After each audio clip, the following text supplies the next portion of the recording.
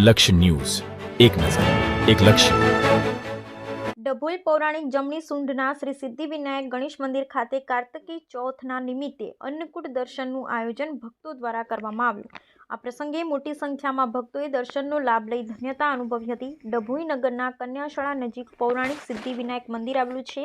નગરનું બીજું જમણી સુંઢના શ્રી ગણેશજીનું મંદિર હોય ત્યારે આ મંદિરે દર ચોથના દિવસે ભક્તો દ્વારા મહાઆરતી સહિતનું આયોજન કરવામાં આવે છે. નવા વર્ષની પહેલી ચોથ આજે હોય ત્યારે મંદિર પરિસર ખાતે મોટી સંખ્યામાં ભક્તો દર્શન માટે ઉમટી પડ્યા હતા.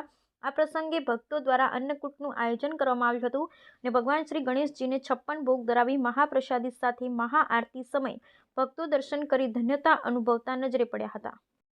જય ગણેશ. ડભોઈ ગામની અંદર સિદ્ધિવિનાયક ગણપતિ મંદિર આવેલું છે. આ મંદિર 250 વર્ષ જૂનું ગાયકવાડી શાસનનું મંદિર છે.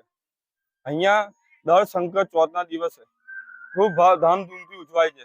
ભક્તોજનો શ્રદ્ધાપૂર્વક સવારથી રાત લગીની લાઈનો રહે છે. અને આજે નૂતન વર્ષની પ્રથમ ચોથના હોવાથી મંદિરની અંદર ભવ્ય અંકુટનું આયોજન રાખેલ છે. તેના દર્શન સાંજે 5 થી 8 સુધી ચાલુ રાખ્યા છે. અને રાત્રે 8 વાગે ચંદ્ર દર્શનના સમયે મંદિરની અંદર આરતીનું બી આરતી થશે. ત્યાર પછી અંકુટનો સૌ પ્રસાદી સૌ ભક્તજનોને આપવામાં આવશે.